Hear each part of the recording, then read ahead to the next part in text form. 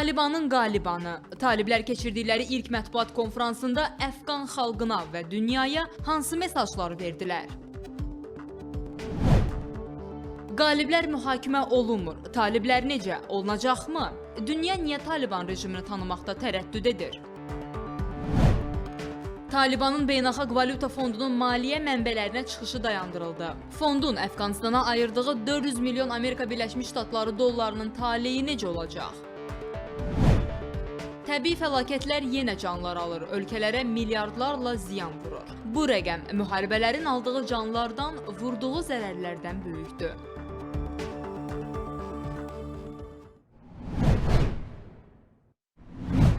Müasirlərimiz dünyada ətrafımızda baş verən prosesləri izlədikdə çalışırlar özəlliklərə varsınlar, onların xüsusunda bir qənaətə gəlsinlər.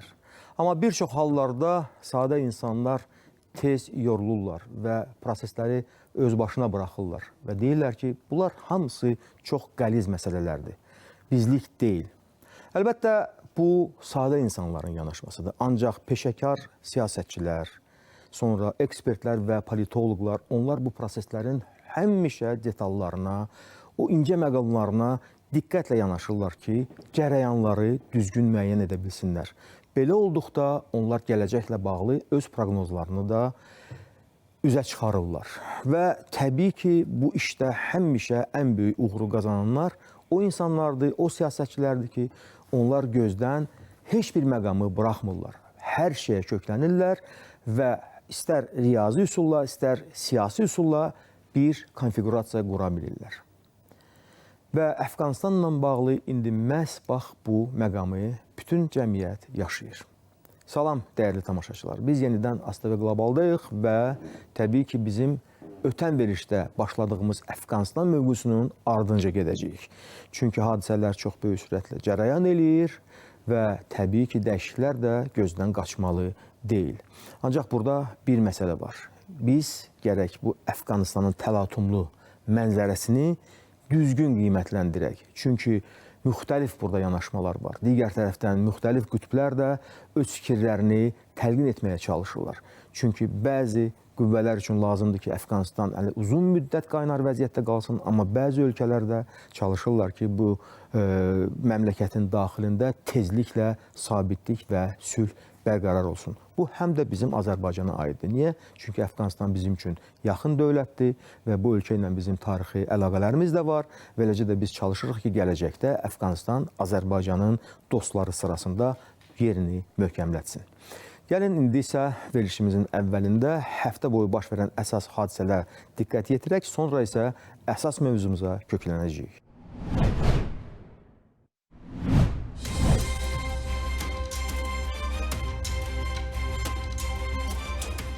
Avqustun 15-də Əfqanistanı tərk edən Prezident Əşrəf Qani ailəsi ilə birlikdə Birləşmiş Ərəb Əmirliklərindədir. Məlumatı bu ölkənin Xarici İşlər Nazirliyi də təsdiq edib. Bildirilir ki, Əşrəf Qani və onun ailəsi humanitar əsasda ölkəyə qəbul edilib. Qan tökülməsinin qarşısını almaq və böyük bir fəlakətə mane olmaq üçün ölkədən getmək məcburiyyətində qaldım. Bunu Əfqanistanı tərk edən Əşrəf Qani özünün Facebook hesabından xalqa və dünyaya səslənərkən deyib. O, ölkədən qaçarkən özü ilə küllü miqdarda pul götürdüyünə dair ittihamların tam yalan və əsassız olduğunu bildirib. Əfqanistanı tərk edən keçmiş Prezident Əşrəf Qani artıq siyasi bir fiqur deyil. Bunu Amerika Birləşmiş Ştatları dövlət katibinin birinci müavini Wendy Sherman deyib. Amerika Birləşmiş Ştatları rəsmisi Əşrəf Qaninin Birləşmiş Ərəb Əmirliklərinə getməsini onun bu ölkə rəhbərliyi ilə yaxşı münasibətlərinin olması ilə əlaqələndirib. Əfqanistanda hakimiyyəti ələ keçirən Taliban qruplaşmasının lideri Heybətullah Axundzadə həbsxanalardakı bütün siyasi məhbusların azad edilməsi ilə bağlı göstəriş verib. Bu barədə məlumat verən qruplaşmanın nümayəndəsi Kari Yusif Əhmədinin sözlərinə görə artıq tapşırığın icrasına başlanılıb və tezliklə siyasi məhbusların hamısı ailələrinə qovuşacaq. Taliban hərəkatı Beynəlxalq Valyuta Fondunun Əfqanistana ayrılan resurslarına daxil ola bilməyəcək. Bu barədə fondun yaydığı açıqlamada deyilir. Bildirilir ki, hazırda Əfqanistan hökumətinin tanınması ilə bağlı yekun qərar olmadığı üçün ölkənin Beynəlxalq Valyuta Fondunun maliyyə mənbələrinə çıxışı dayandırılıb. Qeyd edək ki, gələn həftə fond Əfqanistana təxminən 400 milyon Amerika Birləşmiş Ştatları dolları həcmində yardım köçürməli idi. UNESCO Dünya Birliyini Əfqanistandakı mədəni abidələrin qorunması üçün səylərini əsirgəməməyə çağırıb. Bu barədə təşkilatın mətbuat xidmətinin yaydığı məlumatda bildirilir ki, söhbət ilk növbədə Kabildə yerləşən Əfqanistan Milli Muzeyindən, Qəznidəki İslam Sənəti Muzeyindən, Cem minarəsindən, həmçinin Bamiyan vadisindəki arxeoloji tapıntılardan gedir. Pakistanın Pəncab vilayətində aşura mərasimi zamanı partlayış baş verib. Nəticədə 3 nəfər həlak olub, 50-dən çox insan yaralanıb. Hadisəyə görə məsuliyyəti hələlik heç bir qruplaşma öz üzərinə götürməyib. Amerika Birləşmiş Ştatlarının Şimali Karolina ştatında güclü daşqınlar nəticəsində 50-yə yaxın insan itkin düşüb. Daşqınlara Fred tropik qasırğasının səbəb olduğu bildirilir. İtkin düşən şəxslərin tapılması və əhalinin təhlükəsizliyinin təmin edilməsi üçün qasırğadan ən çox zərər görmüş bölgələrə xilasedicilər göndərilib. 100-ə yaxın sakin müvəqqəti sığınacaqlara yerləşdirilib. Meksikanın Quintana Roo ştatı Grace qasırğası ilə bağlı bir neçə kurort bölgəsində narıncı həyəcan səviyyəsi elan edib. Bölgə rəhbərliyi əhalini təhlükəsizlik tədbirlərinə riayət etməyə çağırıb. Xilasedicilər təhlükəli ərazilərdən təxminən 120 nəfəri təxliyə ediblər. Haitidə zəlzələ zamanı ölənlərin sayı 3000-ə yaxınlaşır. 15 mindən çox insan yaralanıb, 100 mindən artıq ev dağılıb. Axtarış xilas etmə işləri davam etdirilir. Ölən və xəsarət alanların sayının artacağı istisna olunmur.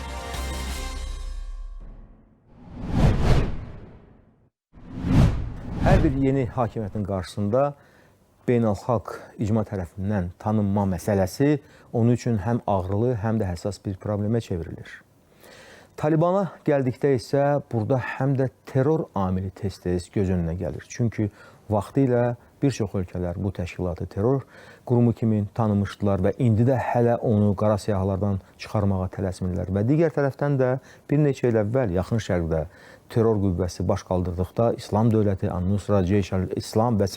və digər təşkilatların hamısı ki artıq iflasa uğradılar, onların qalıq potensialı bir qayda olaraq Əfqanistan tərəfə kök aldı. Və bu prosesdə hətta qərb ölkələri və bəzi ölkələrin xüsusi xidmət orqanları o qruplara köməklər göstərdilər ki, onları Əfqanistana təxliyə etsinlər. Halbuki Əfqanistanın qanuni hakimiyyəti oturmuşdu öz yerində və prosesləri idarə edirdi. İndi isə, bax, yenə də gündəmdə olan əsas məsələ Talibanın kim və necə, kim tərəfindən və necə tanınması barəsilə əlaqəlidir. Əlbəttə ki, bu məsələ daha çox diplomatiya sahəsinə aiddir. Ancaq burada bəzi məqamlar həm şübhə, həm də suallar doğurur. Bugünkü proqramımızın qonağı Əfqanistan və Qarabağ hərbi kampaniyalarının iştirakçısı, hərbi məsələlər üzrə ekspert Tərlan Eyvazovdur. Tərlan müəllim, xoş görmüşük, xoş gəlmişsiniz. Tərlan Eyvazov 1960-cı ildə doğulub. 1979-1981-ci illərdə Əfqanistanda, 1992-1997-ci illərdə isə Qarabağda hərbi xidmətdə olub. Azərbaycan Dövlət Pedaqoji Universitetini bitirən Tərlan Eyvazov hazırda həmin ali təhsil ocağında dərs deyir. Mütəmadi olaraq mətbuatda hərbi ekspert qismində çıxış edir. Beləliklə, Tərlan müəllim, dilemma çox şaxəlidir, necə deyərlər. Yəni, suallar çoxdur və həqiqətən də Dünya Ekspertlər Birliyi də bu məsələlər ətrafında müxtəlif fikirlər və proqnozlar irəli sürür. Ancaq, bax, terror və Taliban anlayışları nə dərəcədə biz indi onların arasında bir sədd çəkə bilərik, bunları ayrı qoya bilərik? Belə bir imkanı siz görürsünüz, yoxsa yox? Mənə belə gəlir ki, biz bu son baş verən Əfqanistanda və onun ətrafında cərəyan olan hadisələri tam dərk edib anlamaqdan ötəri, təhlil eləməkdən ötəri onun biraz tarixinə baxmalıyıq. Mən özüm orada 1979-81-ci ildə əskəri xidmətimdə olarkən orada xidmətini eləmişəm, yəni 22 ay yarım. Demək olar ki, bu 2 ilin hamısı. Ona görə də o xalqın məişətinə, özünə müəyyən qədər məndə maraq yananı və o illər keçəndən sonra da daima onlarla maraqlanmışam. Sonra bizim cəmiyyətimiz olub, onun xətti ilə biz daima keçmiş SSR və sonra SNG dövlətləri arasında müəyyən tədbirlərdə iştirak eləmişik və bütün bunları daima heç vaxt nəzərdən qaçırmamağa çalışmışam. Söhbət ondan gedir ki, Əfqanistan ümumiyyətlə tarixdən bildiyimiz kimi bir dövlət kimi onun tanınması 1919-cu ildə baş verir və bu da Rusiya və hər iki dövlət arasında bir-birini tanımaqdan keçib. İlk olaraq onlar Rusiyanı tanıyıb, sonra da Rusiya onları tanıyıb. Və Əmənullah xanın rəhbərliyindən hardasa 26-cı ilə qədər, sonra isə onu hakimiyyətini deviriblər, yerinə başqaları gəlib və 1933-cü ildən 1973-cü ilə qədər səhv etmirəmsə dövrdə Məhəmməd Zahir Şahın o qızıl dövrü olub ki, 19 yaşında hakimiyyətə gəlib və o dövr Əfqanistan üçün ümumiyyətlə qızıl dövr sayılır. Yəni inqilabsız, müharibəsiz, bir tikə çörək yolu, qansız qadasız və bütün ölkələrlə, əsasən də Sovetlər Birliyinin ətraf ölkələrindən sülh qaratıcı yanaşı yaşamaq və müəyyən qədər də kasıb ölkədə bildiyimiz kimi o iqtisadiyyatın inkişafı, yolların çəkilməsi və s. Və ondan sonra isə təbii ki, bu şahlıq dövrü sayılırdı, krallıq dövrü sayılırdı, monarxiya dövrü sayılırdı. Və ondan sonra onun öz doğma əmisi olan, hansı ki baş nazir vəzifəsində idi, onu inqilab yolundan devirib respublika elan elədi. Və ondan sonra təbii ki, burada o dövr üçün əgər xatırlasaq, siz də yaxşı xatırlayırsınız o dövrləri ki, ölkənin özündə İslami hərəkatlarla yanaşı, olduqca güclü Sovet İttifaqının, Komünist Partiyasının köməyi ilə Əfqanistan Xalq Demokrat Partiyası vardı. O da özünə məxsus sol yönümlü kommunist hərəkatı idi. Və onların da olduqca böyük ordu arasında nüfuzu vardı. Təbii ki, Sovet hökumətinin də dəstəyi ilə 5 il keçdikdən sonra 1978-ci ildə o Saur inqilabı deyirlər, aprelin 27-sində hərbi çevriliş baş verdi və hərbi çevriliş nəticəsində həmin partiya rəhbərlik eləyən Nur Məhəmməd Tərəkkinin rəhbərliyi altında həmin partiya hakimiyyətə gəldi. Təbii ki, kommunistlərin də hakimiyyəti məlumdur, hansı onlar üsullarla işləyirlər, necə işləyirlər. Amma məsələ buradadır ki, heç bir hakimiyyət o xalqın özünə, onun adətinə, ənənəsinə uyğun olan bir quruluş qura bilmir. Və təsəvvür edirsinizmi ki, orada boynu qalsuqlu, mən özüm görmüşəm, şairlər, ondan sonra kommunist fəalları, ölkənin 90%-ə yaxını aqrar ölkədir. Mülkədardır, torpaq sahibləridir, kəndçilər, dehqanlar və bunların torpaqlarını alıb torpağı olmayanlara paylanılması, az-çox olan zavod fabriklərin milliləşdirilməsi. Bəli, və bir çox islahatlar keçdi. Bunların hamısı özü-özlüyündə təbii çox böyük narazılıqlar yaratdı və qısa zamanda artıq o narazılıq özünü büruzə verməyə başladı. Talib, siz mənə deyin zəhmət olmasa. Bax, indiki məqamda bu Taliban hərəkatı ki, hakimiyyətində ələ alıb, bunlar Əfqan xalqının o ənənəvi yaşam qaydalarını, yaşayış qaydalarını, sonra qanunlarını, bunlar nə dərəcədə duyurlar? Axı, bax, mən təsadüfən sizə terror və Taliban anlayışlarını bir müstəvidə necə deyərlərsə təqdim etmədim. Niyə? Çünki siz bayaqları qeyd etdiniz. Bəli, Sovet İttifaqının orada çox böyük müdaxiləsi oldu və ola bilsin ki, o lazımsız, mənasız müdaxilə idi, qoşun yeritdi və s. Sonra mücahidlər hərəkatı yaranandan sonra ki, artıq döyüşlər başladı Sovet qoşunlarına qarşı və siz də onların haqqında məlumatlısınız və özünüzdə təcrübəniz var. Bax, onun zəminində də sonra terror artıq elementi ortaya çıxdı. Və təsadüfən mən demirəm ki, yaxın şərqdəki terror təşkilatları, xüsusilə də İslam dövləti dağıdıldıqdan sonra onların o qalıq bütün potensialı hamısı Əfqanistan tərəfə köçürüldü. Və Qərb bu məsələdə, bu təxliyə prosesində yaxından iştirak eləmişdi. Bax, indiki bu turbulent şəraitdə Taliban hələ ki, belə deyək də, yeni bir nəfəslə gəlib iş başına. Hamı sual eləyir ki, bunlar özlərini necə aparacaqlar? Ona görə də bunları tanımağa heç kəs tələsmir hələ. Və bu terror elementi öz-özünə yaranmışsa, o özünə də itib gedə bilməz. O gərək sona qədər öz potensialını realizə etsin, özünü bir uza versin. Bax, indiki şəraitdəki insanlar qorxu içindədir Əfqanistanda. Bir çoxları Əfqanistanı tərk etməyə can atır. Müxtəlif üsullarla artıq ayaqla da olsa dövlət sərhədlərinə doğru belə deyək, istiqamət götürüblər və s.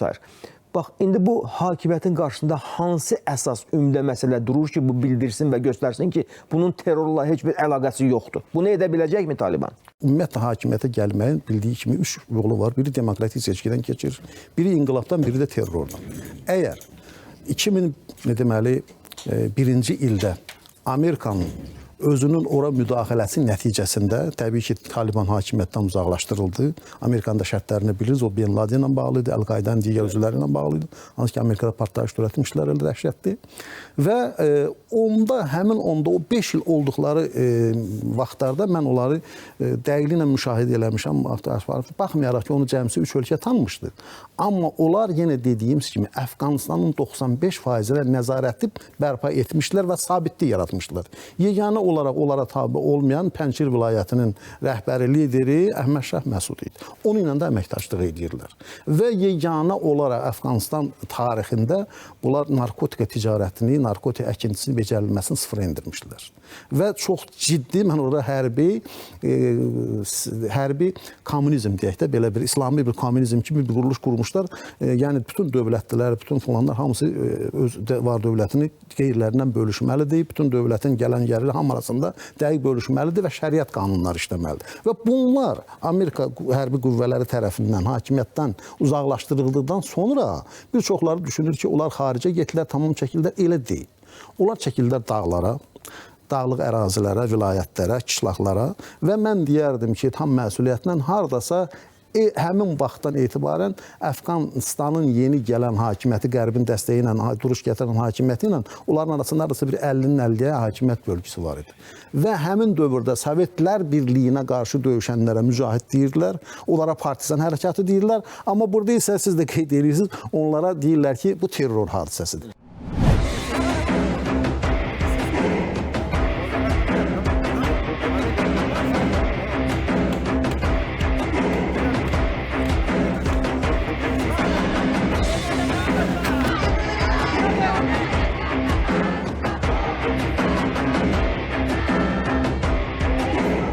Təbii ki, Taliban hərəkatının qarşısında və yeni hökumət kimi dünya çapında özünü normal bir imicdə təqdim etməyi vacib sayır. Amma sizə elə gəlmirmi ki, əsas məsələ bu deyil, əsas məsələ ölkə daxilində gedən prosesdir.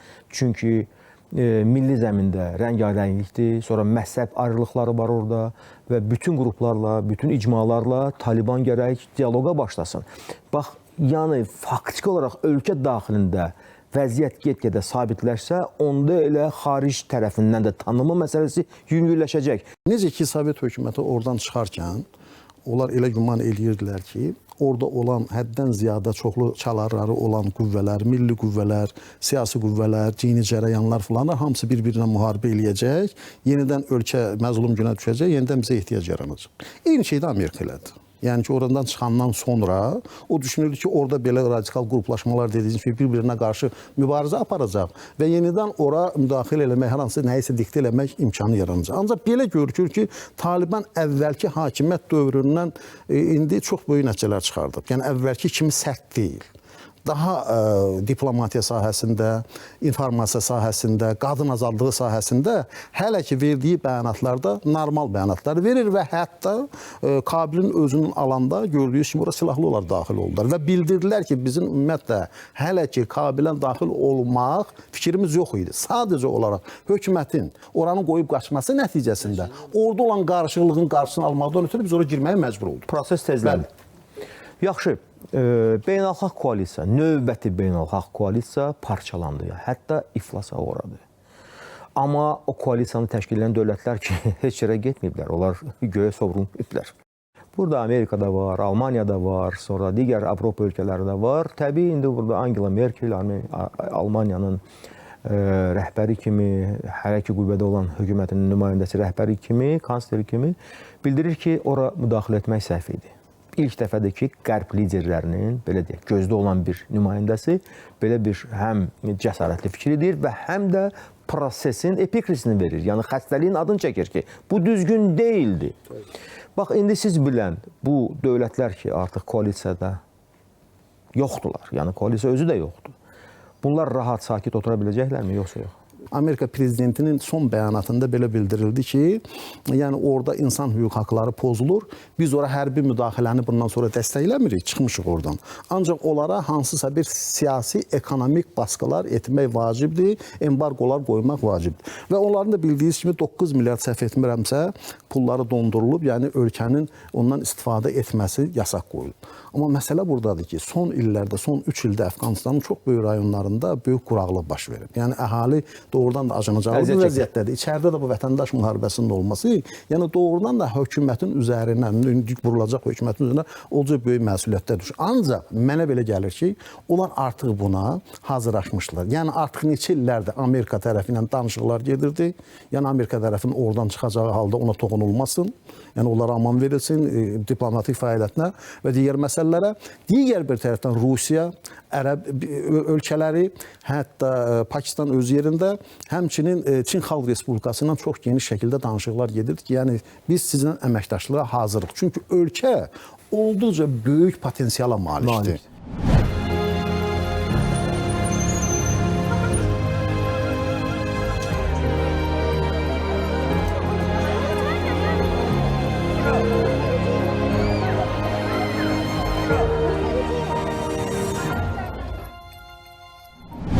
Artıq Talibana müharibə eləyən qüvvədə tapıldı. Bu Şimal Aliyası deyilən, belə deyək də, dəstələrdir. Onlar da formalaşırlar, indi çalışırlar bir cəbhə yaratsınlar. Əhməd Şah Məsudun oğlu Əhməd Məsud artıq oyundadır və keçmiş, daha doğrusu vitse-prezident Salih indi artıq özünü prezidentin səlahiyyətini icra edən bir şəxs kimi təqdim etdi və orada da koalisiya yaranır, daxili.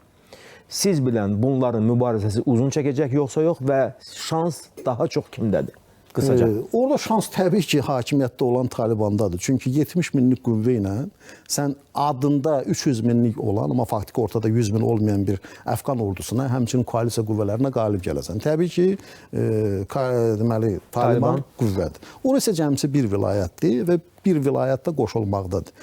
Orada hələ o vaxtı bildiyiniz kimi Məzar-ı Şərifdə məskən salan Özbək əsilli general dostum, hansı ki son vaxtlar ona marşal da vermişdilər, elə hücum başlanan kimi qoyub qaçdı. Əhməd Şah Məsud doğrudan da mənim o vaxtdan tanıdığım və çox böyük hörmət bəslədiyim doğrudan da xalq lideridir. Çünki o yeri gələndə, hətta Sovet qoşunları ilə də, qeyri-onunla da danışığa gedə bilirdi. Öz xalqının mənafeyini müdafiə etməkdən ötəri. Və üzr istəyirəm, hətta ona bir sual vermişdi bir qərb müxbiri ki, bəs siz niyə Sovetin uçan təyyarələrini vurmursunuz? Vətəndaş təyyarələrini, yəni vətəndaş aviasiyasına aid. O demişdi ki, biz xalqlarla mübarizə aparırıq, biz işğalçılarla mübarizə aparırıq. O Qurumovla da görüşündə oradan qorxuncu ordunun çıxması filanı, onların hamısının zərərsiz çıxması barədə, yəni əsl sərkərdə, əsl siyasətçi, əsl mücahid. Və vətəndaş. Vətəndaş. Amma burada mənə belə gəlir ki, onların mübarizəsində burada bir şey var ki, onlar daha çox şey qopartmaq istəyirlər Taliban. Yəni o bölgənin, taciklər olan bölgənin ümumən hardasa böyüyüb geniş bir miqyas alacağı imkan var idi. Prezident də var idi, xarici qüvvələr də var idi, qoşunlar da var idi. Onda niyə bunu eləmədiniz? Onda niyə bunun qarşısını ala bilmədiniz? Yəni mənə belə gəlir ki, bunlar və taliblərin isə bəyanatını yəqin Tofiq müəllim siz də xatırlayırsınız, bilirsiniz. Onlar isə bildilər ki, biz onlarla ancaq sülh yolu ilə danışacağıq imkan daxilində. Yəni geniş müharibə, çünki taliblər gəl də deyirəm, əvvəlkinə nisbətən bu 20 ildə çox ağıllanıblar və bilirlər ki, bunun məsələnin hərb yolu bundan sonra yoxdur, yalnız diplomatik siyasi yollar olmalıdır. Təki belə olsun. Çox sağ olun. Tamam, çox sağ olun maraqlı söhbətə görə və çox ilginc bir yanaşmaya görə. İkili standartlar ifadəsi dillər əzbərinə çevrilir və biz tez-tez onu səsləndiririk. Bəzi hallarda da bizə elə gəlir ki, faktiki olaraq biz ifrata varırıq.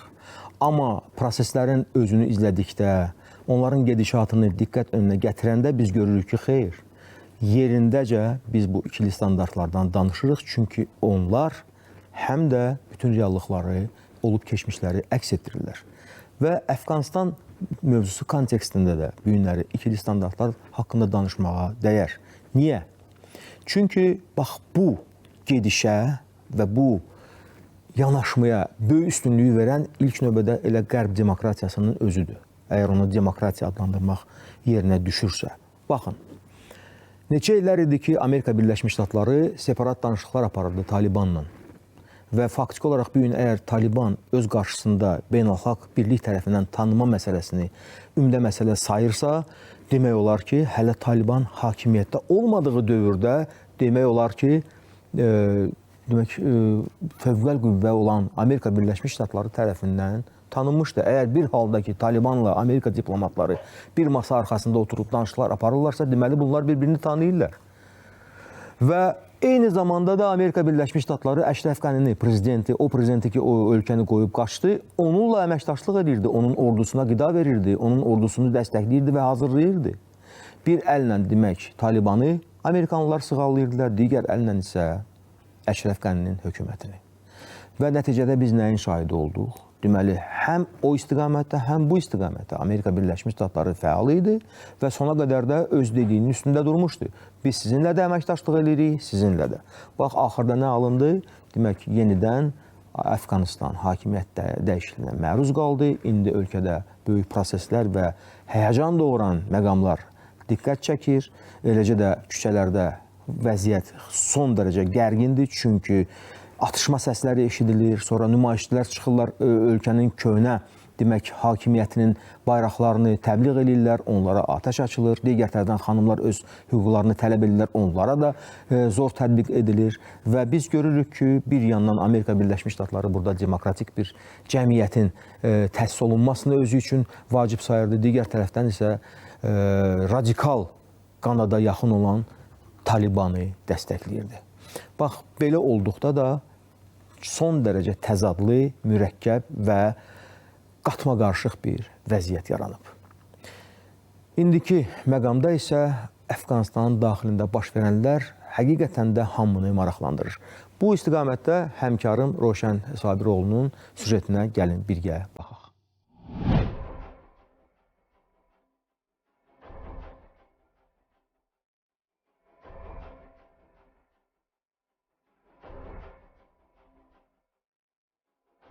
Avqustun 15-də paytaxt Kabilin də ağ bayraq qaldırdığı və bununla da Əfqanistanda hakimiyyətin de facto taliblərin əlinə keçməsi bütün dünyada emosional əks-sədaya səbəb oldu. Siyasi müşahidəçilərin fikrincə indi Taliban üçün əsl sınaq başlayır. Ölkəni öz təbirlərincə desək, Amerikalıların korrupsioner nökərlərinin əlindən almaq mümkün oldu. Bəs bundan sonra nə etməli? Əfqanistan yeni reallığa uyğunlaşmağa, həyatın əvvəlki axarına düşməyə çalışır. Hakimiyyəti ələ keçirən taliblər keçirdikləri ilk mətbuat konfransında gözləntilərin əksinə olaraq istənilən mübahisəli və hətta münaqişə doğura biləcək məsələlərin bütün maraqlı tərəflərin iştirakı ilə danışıqlar masası arxasında müzakirəsinə hazır olduqlarını, əvvəlki rejimlə və əcnəbilərlə əməkdaşlıq etmiş hər kəsə amnistiya veriləcəyini, şəriət qanunları çərçivəsində qadın hüquqlarına hörmətlə yanaşılacağını və Əfqanistanın terrorçular üçün olmayacağını bəyan etdilər. Biz Əfqanistanda yeni müharibələr yox, sülh istəyirik. Məqsədimiz müxtəlif sağlam düşüncə sahiblərinin təmsil olunacağı bir hökumət qurmaqdır və bu səbəbdən danışıqlar aparırıq.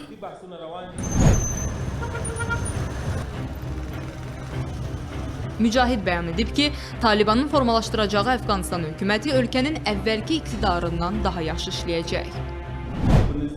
Bu güclü İslam dövləti olacaq. Sizi buna əmin edə bilərəm. Bu dövlət bizim dəyərlərimizi müdafiə edərək xalqımıza xidmət edəcək. Biz dünyada heç bir ölkəyə qarşı düşmənçilik münasibəti bəsləmirik. Ölkə ərazisindən digər dövlətlərə hücum bazası kimi istifadə olunmasına yol verməyəcəyik. Əfqanistandakı bütün səfirliklər və qeyri-hökumət təşkilatları tam təhlükəsizlik altındadır.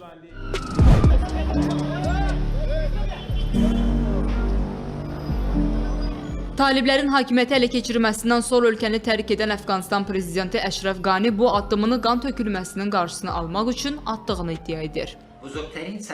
Ölkədən qaçmaq və ölkəni tərk etmək fikrim yox idi. Bu addımı ölkədə qan tökülməsinin qarşısını almaq üçün atdım. Hazırda Birləşmiş Ərəb Əmirliyindəyəm. Əfqanistana qayıtmaq və ədalətin, ölkənin suverenliyinin təmin edilməsi, İslami dəyərlərimizin və milli nailiyyətlərimizin bərpası üçün birgə mübarizəni davam etdirmək istiqamətində məsləhətləşmələr aparıram.